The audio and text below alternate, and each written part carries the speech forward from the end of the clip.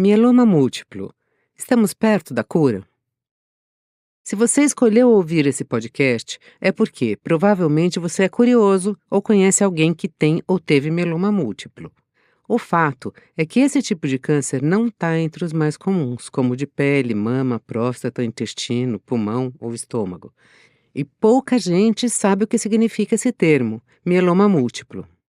Na verdade, o mieloma múltiplo é um tipo de câncer de sangue, bem desconhecido do grande público, e o nome não se autoexplica. É importante falar dessa doença para que ela seja mais conhecida e que o diagnóstico aconteça o mais cedo possível.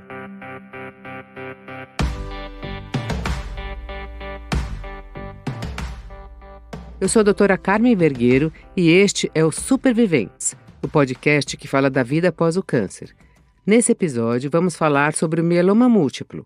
Essa doença se desenvolve a partir de células plasmáticas do nosso sangue. Elas são um tipo de glóbulo branco, plasmócitos, responsável pela produção de anticorpos ou imunoglobulinas. E quando passam a se proliferar descontroladamente, produzem muitos anticorpos. O quadro dessa doença pode gerar lesões em diferentes ossos, como a coluna vertebral, crânio, pelve e costelas, e pode também comprometer os rins. Este é o Superviventes, um podcast da AMIO, a Associação da Medula Óssea. Podcast que conta histórias de pessoas que foram diagnosticadas com câncer.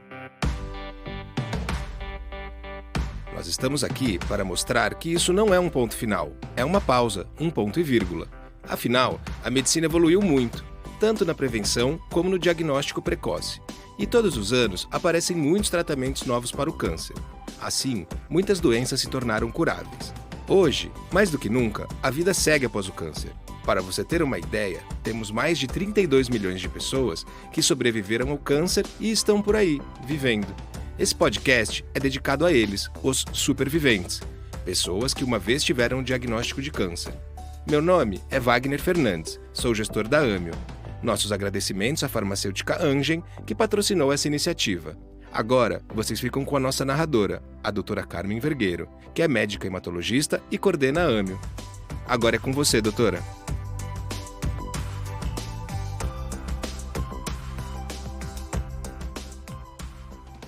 Estamos na segunda temporada dos Superviventes. Nessa temporada, trazemos histórias de pessoas que se trataram de câncer. Elas contam suas histórias e os especialistas explicam as causas, contam dos sinais, dos sintomas e alertam para o diagnóstico, e falam sobre prevenção. Nem sempre é possível prevenir, mas o diagnóstico precoce é sempre importante. Vamos lá? Cultura não ocupa espaço.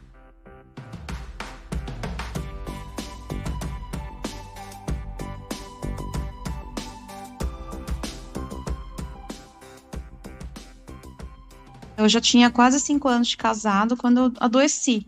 E eu só descobri porque eu não estava trabalhando, porque eu queria engravidar. E eu já estava tentando há muito tempo e não engravidava. Aí foi quando eu decidi fazer uns exames mais profundos, né? Porque já tinha quase 5 anos de casada. Aí o primeiro médico que eu fui foi um ginecologista lá de Jaú, porque na época eu morava em Jaú. Aí ele falou que eu tinha um problema de ovário policístico, mas que era simples de resolver, mas ele não ia resolver enquanto eu não visse a anemia que eu tinha, que era muito forte, né? Estava muito alta. E aí ele mandou eu procurar saber de onde vinha aquilo. Essa aí é a Dagmar Veloso, artesã de Bauru, no interior de São Paulo. Ela viveu uma saga até descobrir seu diagnóstico aos 29 anos, quando era recém-casada e seu sonho era ter filhos. Hoje, 2 décadas depois, ela está saudável, mas ainda tem a doença e as sequelas dela e do tratamento. Ela conta pra gente como foi a luta para descobrir a doença. Isso daí foi no comecinho de 2005. Eu já tinha meses que eu estava gripada, que não sarava, quando eu já tinha tomado já de tudo que era tipo de remédio, não sarava. Eu menstruava muito mais do que o normal, assim, não dava o ciclo inteiro, praticamente era uma hemorragia. Eu tinha muita dor já, muita falta de ar, dor, mas achava assim que era só gripe mesmo, né? Aí só que como eu tinha tido um quadro de artrite reumatoide uns anos atrás, um ano antes de eu casar, e eu tinha sido tratada com corticoides e tudo mais, então eu achei que fosse o reumatismo de novo. Então eu fui atrás de um médico que tinha me tratado antes, fiz os exames com ele. Quando chegou os exames, ele falou: olha, o seu quadro de artrite está totalmente controlado, não existe, não tem artrite, tá certo, você não tem esse problema, né? E aí saí dele, aí pensei, bom, deve ser alguma coisa com a coluna, né? Essa dor. Aí resolvi marcar um ortopedista, na época eu era casada, tinha plano de saúde, aí marquei o ortopedista, tudo, ele fez alguns exames de imagem, né, raio-x, aí disse que eu não tinha nada, que eu tinha um pequeno bico de papagaio que não afetava em nada, mandou eu ir para um outro especialista de fisioterapia, que inclusive me dobrou, me fez chorar na maca, e no final ele foi tudo assim, em questão de dias, de uma consulta para outra. Aí ele simplesmente falou para mim que aquilo era uma dor psicológica, que eu não tinha nada, que não era nada. E eu lembro direitinho que eu chorei deitada na maca, eu não conseguia levantar, e eu falei para ele, eu não consigo levantar. E ele ficou lá olhando para mim, você consegue, isso é psicológico. E aí eu falei, e aí eu chorava e falava, eu não consigo, eu não tenho força. Ele teve que me levantar da maca, me sentar, e meu marido estava do lado de fora, né? Aí ele falou, você quer que eu conte pro seu marido ou você mesma conta para ele que isso é psicológico? Ele ainda falou assim para mim. Aí eu falei para ele, não, pode falar para ele. Aí meu marido entrou, ele falou, olha, ela não tem nada, isso aí é totalmente psicológico, ela precisa de tratamento psiquiátrico, porque ela não tem nada. O raio-x está perfeito, ela não tem nada. Ela chora de dor, mas essa dor não existe. E aí eu lembro que a gente saiu daquela consulta, eu chorei muito no carro, falei para ele, olha, se isso é psicológico, então eu tô louca, porque essa dor é insuportável. Aí ele ficou assim, bem abatido até, né? Ele acreditou, eu creio que ele acreditou em mim, que eu tava com muita dor, porque eu nunca fui fraca para dor. E aí nisso eu comecei a sentir mais dor por causa daquela sessão, né, de fisioterapia. As dores pioraram. Aí foi quando eu ia numa igreja da minha tia e uma pessoa estava visitando lá, um missionário estava visitando e ele era acupunturista, né? E aí eu tinha pedido oração, falando que eu estava com muita dor, tudo, e aí ele pegou e se ofereceu no final, né? Ele veio falar comigo e falou: olha, eu sou acupunturista, eu sei que na religião dos evangélicos não é muito aceito essa prática, mas eu trabalho com isso há muitos anos, tudo se apresentou e eu não tinha preconceito sobre isso, eu aceitei, né? Aí ele fez uma sessão, ele foi na minha casa, fez e diminuiu bastante a dor, mas ele mesmo falou, olha, só que isso aqui é um paliativo, você tem que ir atrás saber por que essa dor. Aí foi, durante aquela semana, foi voltando a dor, só que eu já não comia mais, eu só tomava água, era tomar água e ir no banheiro, tomar água e ir no banheiro, era assim, parecia que passava num canudo, ia direto para ir no banheiro, e era só água que eu tomava. Eu dormia no sofá, porque tinha que estar sentada, eu não conseguia deitar mais. Aí, passou aquela semana toda, aí chegou numa quinta-feira, eu não estava mais conseguindo andar sem me apoiar ou sem me segurar em pessoas. Aí eu falei pro meu marido, né, falei assim, olha, vai atrás do Dr. Blacioli, né, que era um médico reumatologista. Eu falei, explica exatamente o que eu vou te falar para ele, que ele vai saber o que é. Aí ele foi, anotou o que eu estava falando, o que eu estava sentindo, né, e levou, né, conseguiu uma consulta, foi com a minha tia lá, explicou tudo para esse médico. Aí ele falou assim, olha, vamos fazer um exame, mas eu tenho certeza que ela tá com mieloma. Ele falou para meu marido, ele falou assim, só que não fala para ela ainda, vamos ver o exame e eu vou pedir com urgência. Aí meu marido pagou um enfermeiro para ir tirar o sangue em casa, né, para não precisar sair. Eles fizeram o exame, mas não deu nem 20 dias, sabe? Não deu nem uma semana, eu acho, porque ele falou que demorava 20 ou 25 dias para ficar pronto o exame, acho que era o eletroforese. E eu sei que aí não deu Acho que não deu nem 10 dias, eles já ligaram para o doutor Blacioli e falaram para ele, olha, o caso é grave. Aí eles chamou meu marido lá com urgência, né? E aí falou para ele, olha, era uma sexta-feira, ele falou assim, olha, ou vocês internam ela hoje, no Amaral Carvalho, ou na segunda-feira, só que a situação dela é gravíssima, pode ser que ela tenha falência múltipla dos órgãos até segunda-feira. Então, a decisão é sua. Desde o aparecimento do primeiro sintoma, a anemia, e o diagnóstico foram quase 5 anos. A peregrinação da Dagmar por médicos tentando saber o que ela tinha durou 12 meses. Um simples exame de sangue levou ao diagnóstico da doença, uma eletroforese de proteínas, que mostrou o aumento excessivo de imunoglobulinas. Ela, que nunca fumou, não bebia, se exercitava e se alimentava normalmente, parou de andar assim que foi internada. Seu raio-x era típico do quadro. A imagem mostrava vários furos redondos nos ossos da coluna e no crânio.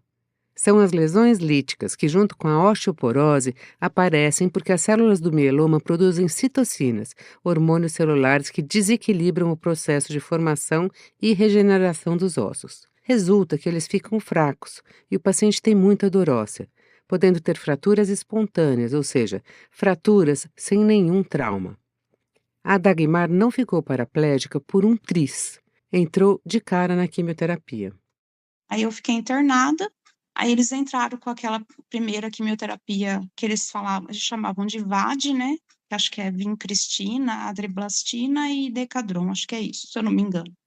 E aí eu tomei eu fiquei internada a primeira vez 21 dias, 23 dias, e só que aí depois eu fui para casa, 3 dias depois já estava de volta, porque a dor era insuportável. Então, assim, eles me davam alta, mas eu ficava tipo 3, 4 dias em casa e tinha que voltar a ficar mais uma semana no hospital, porque a dor não passava. Então, eu praticamente fiquei nessa vida durante 6, 7 meses até o primeiro transplante. Quanto mais tarde o diagnóstico, mais avançada é a doença e mais dolorosa ela é para o paciente. É por isso que o caso da Dagmar é surpreendente. Além de ter sido muito agressiva, ela teve sequelas do próprio tratamento. Chegou a fazer 2 transplantes autólogos, ou seja, transplante usando a própria medula. Por causa deles, ela teve menopausa precoce e o sonho de ter filhos ficou para trás. Hoje, a Dagmar é uma das pacientes que contraria a expectativa de vida que se dava aos pacientes da doença. Até bem pouco tempo atrás, a expectativa de vida era de alguns anos. Agora, os pacientes podem atingir até 10 anos ou mais, como é o caso da Dagmar. Mas, pela primeira vez, os médicos estão se arriscando a falar em cura. Isso é o que explica para a gente agora a doutora Mariana Kerbaui, hematologista do Hospital Israelita Albert Einstein, em São Paulo. A gente consegue colocar o paciente em remissão, quer dizer que naquele momento eu procuro a doença no paciente, eu não encontro em nenhum lugar, então eu não encontro na medula, eu não encontro no sangue, eu não encontro num PET, por exemplo, não tem nenhum plasmostoma, ele está em remissão. Só que a gente fala que não tem cura porque até hoje, que a gente sabia que esperando alguns anos, a doença acabava voltando para a maior parte dos pacientes. Óbvio que a gente tem no consultório um paciente ou outro que está 20 anos, não voltou, mas a grosso modo, para todos os pacientes, ela voltaria depois de um tempo. Mas a gente tem conseguido, a gente vai falar do tratamento, mas a gente melhorou tanto o tratamento do mieloma múltiplo, e isso nos últimos 5, 10 anos que a gente conseguiu isso, que a gente consegue que tem uma porcentagem de pacientes fiquem com a doença completamente negativa por bastante tempo. Né, que a gente fala que é a tal da DRM, que a gente pode conversar. E aí a gente não sabe se no futuro esses pacientes que estão tão negativos por tanto tempo, se eles também vão voltar à doença no futuro. Talvez eles estejam curados, que é o que a gente espera, mas a gente só vai saber se isso realmente aconteceu com o passar dos anos.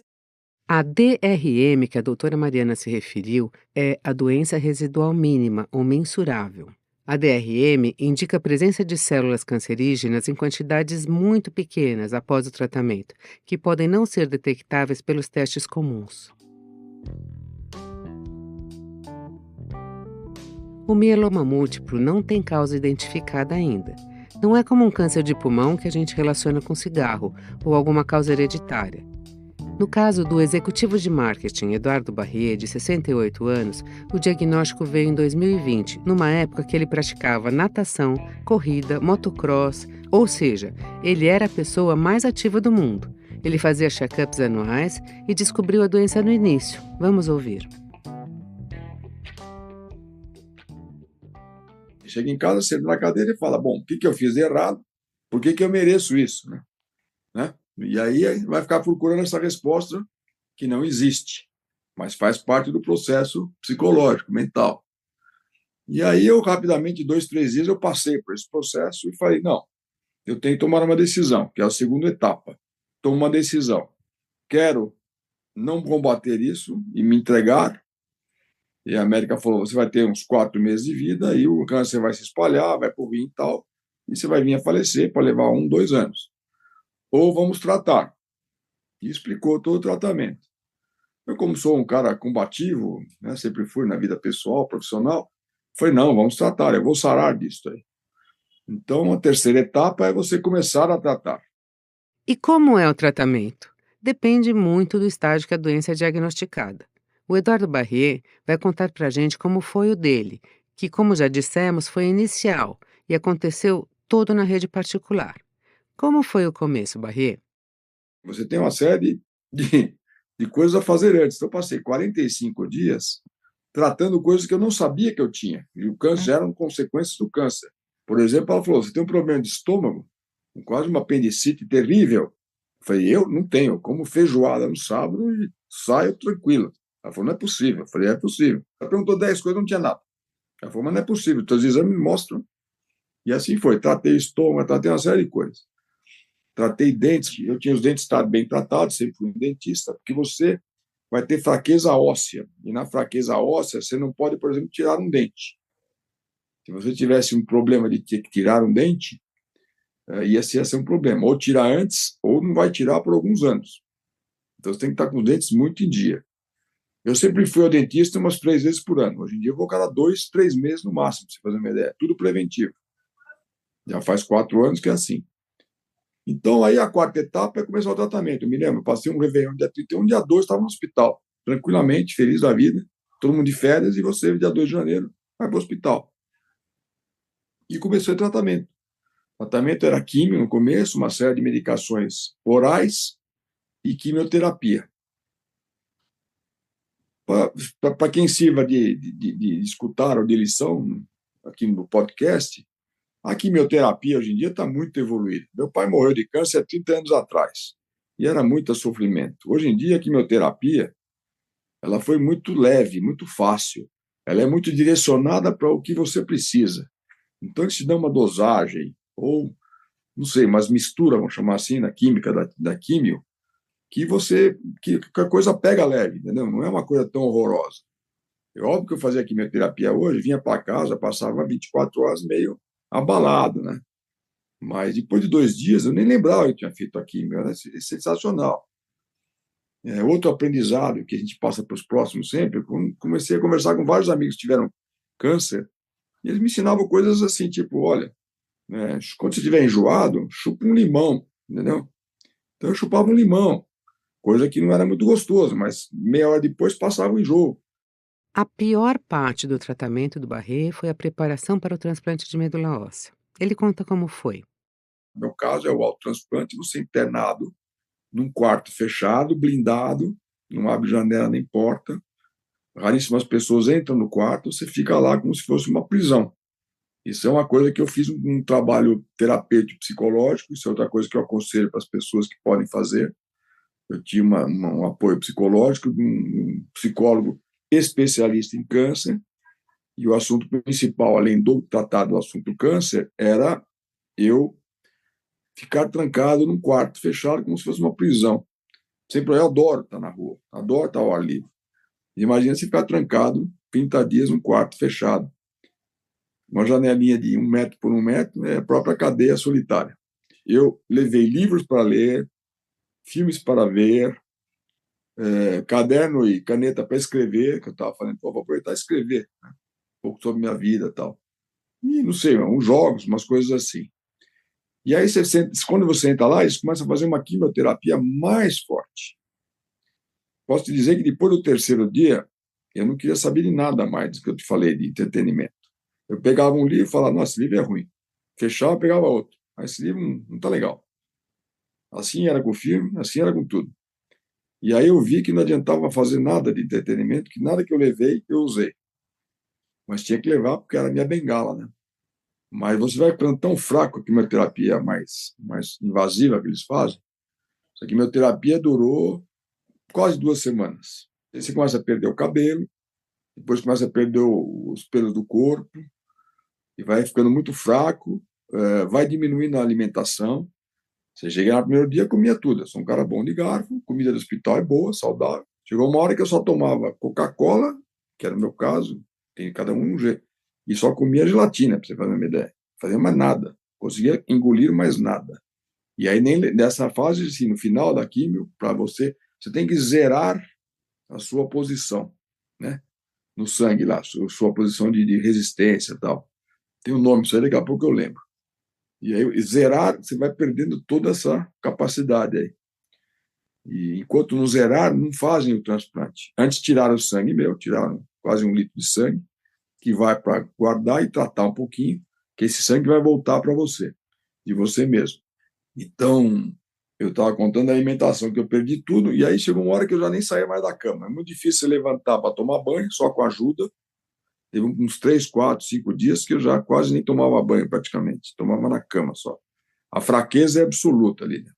Total. Aí é o pior momento do tratamento, mas você tem que passar por ele. E aí é muito sofrido, chorar no colo da enfermeira, sabe, tipo assim, e não tem outra coisa, pedir para Deus te levar, porque não está aguentando, é bem sofrido. E aí quando chega a zero, que às vezes demora, no meu caso levou uns 2 dias a mais para chegar a zero. Cheguei a zero, quando chega a zero, eles imediatamente fazem uma diálise e passam sangue novo, rodam por você 4 vezes o sangue. Você passa algumas horas tomando sangue da máquina e tirando do seu corpo misturado com o novo. E aí vem a retomada, até o dia que eles falam que pegou pegou o sangue novo e o corpo começa a fabricar suas células. Eles mataram as suas células todas, as ruins, sobretudo, e um pouco das boas. Por isso que vem essa fraqueza aí, né? Glóbulos brancos e vermelhos. As plaquetas, lembrei, as plaquetas que vão a zero, né? Você precisa ter, assim, a faixa de plaqueta é de 150 mil a 400 mil, normal, né? E você chega a zero. Quando você chega a zero, é difícil. E aí pegou, começam as plaquetas a aparecer, 10 mil, 5 mil, 20 mil, aí vai indo. E aí você, cada dia que passa, você está um pouquinho melhor. Esse período também varia, é um mínimo de uns 9 dias, e tem gente que leva 14 dias. No meu caso, levou 11 dias para você ter a alta, que eles chamam, né? Suas Depois da plaquetas, pega. depois depois que ele falou, pegou, ele começou a produzir plaqueta. Porque você tira sangue umas 7 vezes por dia, para você fazer uma ideia, né? Antes e depois. Depois disso, o Barrier teve alta e ainda fez mais 2 meses de quimioterapia. Em pacientes assim, que respondem bem, o protocolo é continuar monitorando para ver se a doença ainda está ali. Muita gente fica sem os sinais, como a doutora Mariana disse, por muitos anos ou décadas até. No caso do Barrier, ele está desde o final de 2022 nesse monitoramento. Voltou a fazer natação, sente alguma dor de vez em quando, mas leva a vida normal e bem ativa.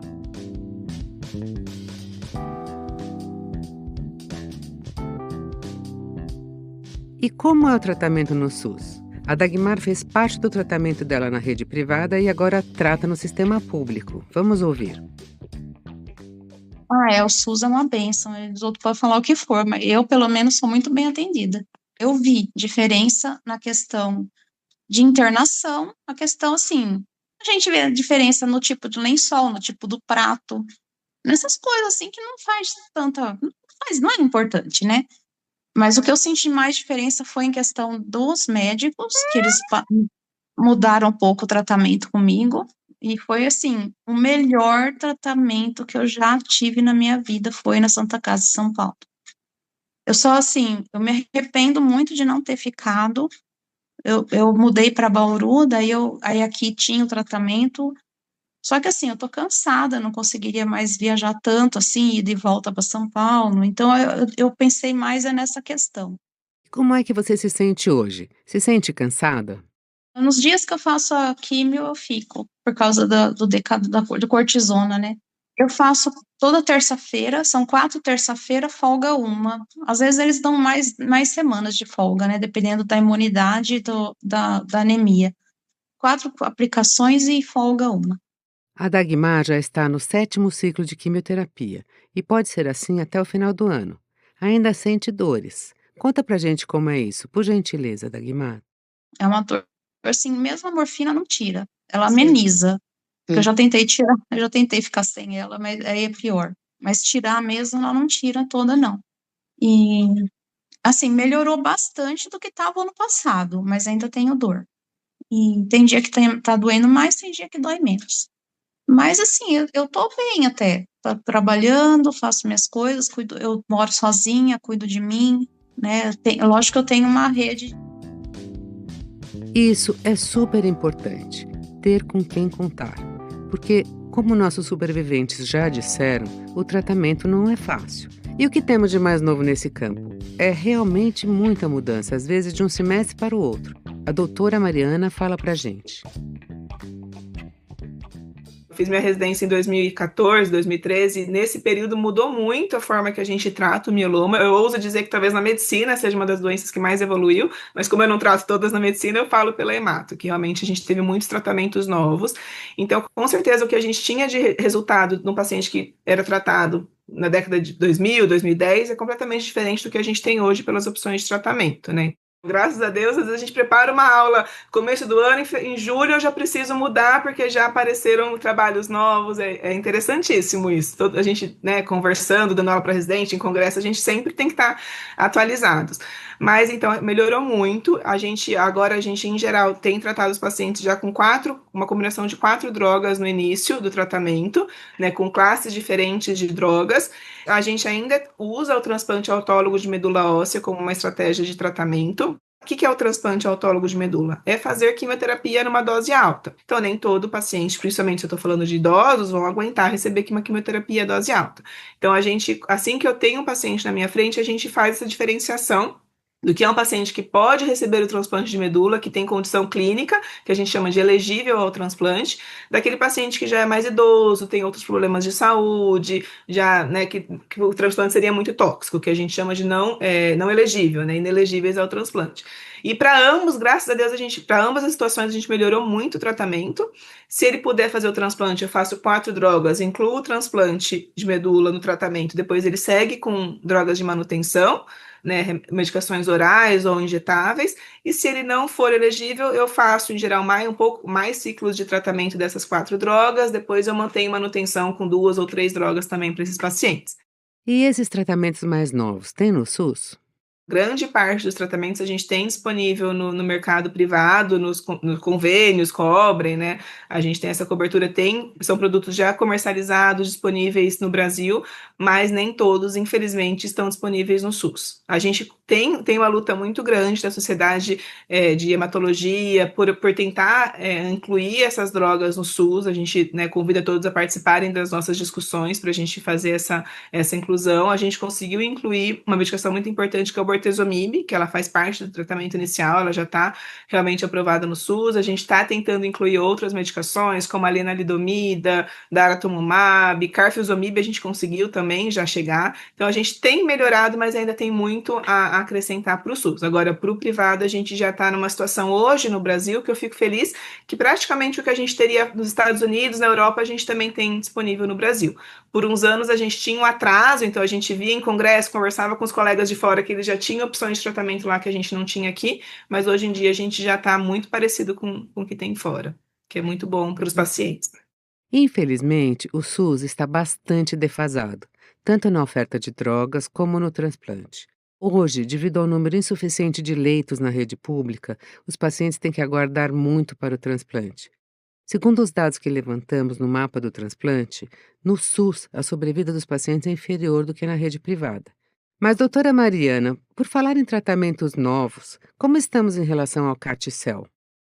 O CAR-T-cell chegou na hematologia com bastante força, né? Inicialmente a gente teve para os linfomas, para a leucemia linfóide aguda, a gente conseguiu realmente mudar bastante o desfecho dos pacientes e ele chegou também para o mieloma múltiplo. E os resultados que a gente tem, hoje a gente tem aprovado no Brasil, infelizmente não no SUS, né, no setor privado, a gente tem para os pacientes que a doença já foi tratada e a doença voltou, então não na primeira linha, né, a doença recidivou, por exemplo, que já usou as 3 principais classes de drogas ou que são refratários a uma delas, a gente teria indicação de fazer. E ele trouxe resultados muito impressionantes, né? Outra arma que a gente tem para o mieloma que traz taxas de respostas, assim, para um paciente que a doença já voltou, taxa de resposta acima de 95%. Então, pensando que é um paciente que já tratou, que a doença já voltou, que não teria tanta chance de ficar em remissão de novo, o CAR-T-cell consegue levar, então, mais de 95% de resposta para esses pacientes. O que a gente tem de dados é que é uma resposta que dura, né, bastante, uma porcentagem importante dos pacientes, muitos, que é que a gente fala, será que eles estão curados? A gente tem essa discussão, porque já estão, por exemplo, tem uma porcentagem de pacientes que fizeram o CAR-T há mais de 5 anos, não fizeram mais nada de tratamento para o mieloma, e estão até hoje sem a doença voltar. Não são todos, claro, mas uma porcentagem significativa. Então, realmente traz mais uma esperança para os pacientes. Que ótimo! Mas, doutora, você consegue explicar para a gente de uma maneira bem simples o que é, na realidade, o CAR-T-cells? O que é o CAR-T-cell? A gente tem uma célula de defesa que todos nós temos, que circula na gente, que chama linfócito. Então, se você até pegar um exame de sangue, qualquer pessoa tem lá um item que você vê linfócito, tantos por cento. Todos nós temos. Ele é a nossa célula de defesa para vírus, bactérias, né? Se eu sou contaminado, meu linfócito vai lá e defende. E, muito inteligentemente, os pesquisadores pegaram essa célula de defesa, levaram para o laboratório, modificaram essa célula geneticamente para que ela aprendesse a atacar o alvo que a gente quiser. E aí a gente coloca um alvo do mieloma, um alvo do plasmócito doente. Então eu modifico ela, falo, agora você vai... Meu pai brincava, você coloca um GPS nela para saber que ela tem que atacar. Então eu modifico para que ela seja uma célula mais forte, mais potente e ataque especificamente o que eu quiser. Então, por exemplo, se eu estou fazendo para o mieloma, eu coloco um alvo que chama BCMA. Se eu estou fazendo para o linfoma, eu coloco um outro alvo. E aí eu coloco esse alvo do mieloma e eu reinfundo no sangue do paciente, como se fosse uma bolsa de sangue, um medicamento, e aí no sangue do paciente esse CAR-T vai lá e ataca o alvo que a gente quiser, que é o plasmócito doente. Então eu uso a própria sistema imune do paciente para matar o câncer. Mas há efeitos colaterais, não é? É por isso que essa terapia é considerada polêmica? Então, se o paciente tem bastante tumor, bastante doença, e eu infundo o CAR-T, ele vai sair matando tudo. E isso gera uma resposta inflamatória, que a gente chama de síndrome de liberação de citocinas, que muitos dos pacientes têm febre alta, e esse processo inflamatório pode cair a pressão, às vezes a ponto até de precisar de remédio para subir a pressão. Então, tem graus mais leves e graus mais graves dessa reação. Mas, inicialmente, geralmente, ela acontece logo depois da infusão. Não é uma coisa que fica a longo prazo. Pode ter alguma alteração neurológica, que é uma preocupação também, que vem do mesmo processo inflamatório, que às vezes ele penetra na cabeça, então o paciente pode ter dor de cabeça, pode ficar um pouco mais sonolento, e também é uma reação esperada. Então, por isso que sempre que a gente infunde o CAR-T, a gente mantém o paciente um tempo internado em observação, para que a gente consiga agir rápido se o paciente tiver alguma dessas toxicidades. Em geral, ele fica 2 semanas internado, vai de alta, fica mais 2 semanas ainda na cidade que fez o CAR-T, para se tiver alguma reação a gente poder socorrer, e depois ele volta à vida normal dele, né? Se ele for de outra cidade, por exemplo, ele volta para sua cidade, e, em geral, mais para frente a gente tem mais preocupação com alguma infecção, a imunidade pode ficar um pouco mais baixa ainda, assim, quando a gente faz um transplante, por exemplo. E no Brasil, a gente tem acesso ao CAR-T? Tem no Brasil para fazer. A gente tem já aprovado comercialmente.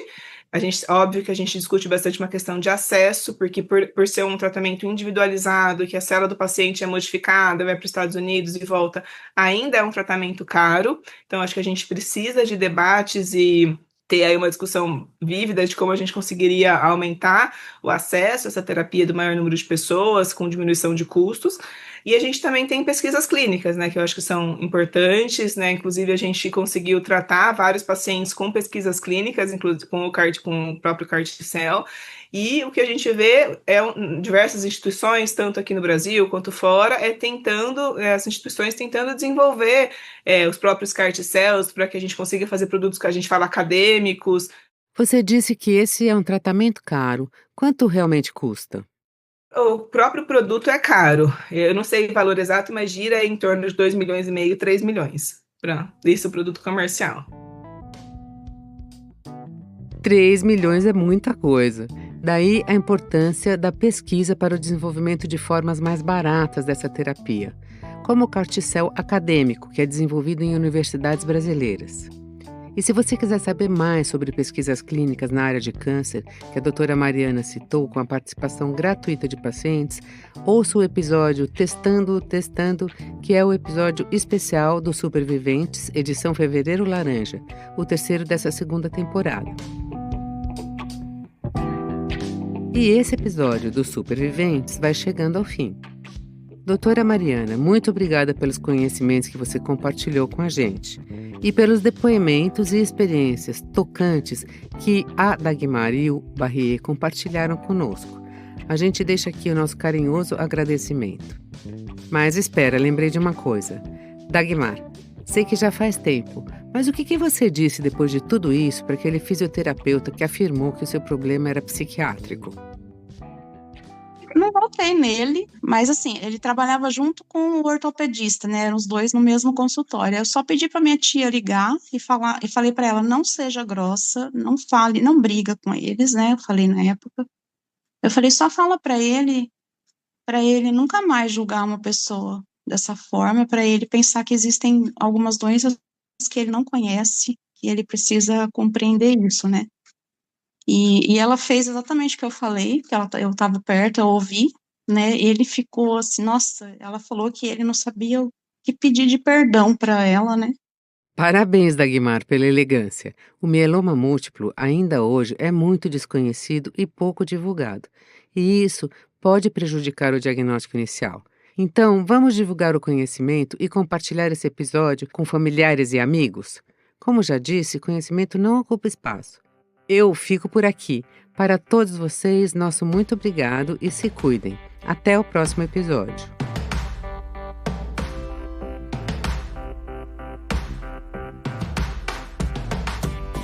Esse foi o Superviventes, podcast que conta que há vida depois do câncer. Se você quiser descobrir mais sobre os personagens deste episódio, nós colocamos fotos deles no nosso Instagram, @AmioMedulaOssea. O Superviventes é uma realização da AMIO, a Associação da Medula Óssea do Estado de São Paulo. Há mais de 20 anos, ajudamos pacientes que enfrentam o transplante de medula óssea no Brasil. Nosso trabalho abrange as áreas de assistência, educação e pesquisa. E para isso, contamos com o apoio de pessoas que acreditam no poder da solidariedade. Você também pode participar sem gastar nenhum centavo, doando sua nota fiscal. Descubra como em nosso site amio.org.br/nota fiscal paulista. Para doar diretamente, entre em amio.org.br/doe. A narração, produção executiva e supervisão científica é feita pela doutora Carmen Vergueiro. As entrevistas e o roteiro desse episódio foram feitos pela Lilian Cunha, com revisão de Carmen Vergueiro e eu, Wagner Fernandes. A Amanda Carvalho faz a edição, sonorização e mixagem. A arte de capa foi feita pela Tereza Meirelles. A comunicação foi realizada pela Flávia, da equipe da Amio. A gravação foi feita na produtora de áudio King Crab. Eu, Wagner, me despeço aqui por hoje e vejo vocês no próximo episódio. Até lá!